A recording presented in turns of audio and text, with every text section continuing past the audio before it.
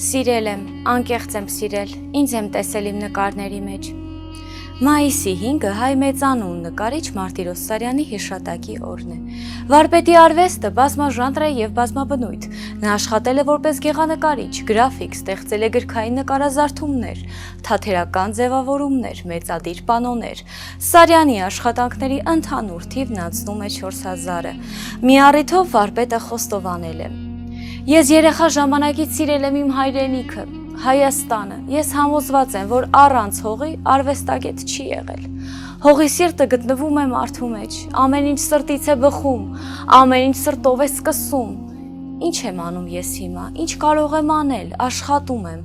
Աշխատելու ժամանակ չեմ մտածում, ինչ որ նկարում եմ Հայաստան է դուրս գալիս, մեր լեռները, մեր ձորերը, մեր մարդիկ, մեր լույսը, մեր Արարատը։ Որն է Մարտիրոս Սարյանի ձեր սիրելի կտավը։ Գրեք մեկնաբանության մեջ։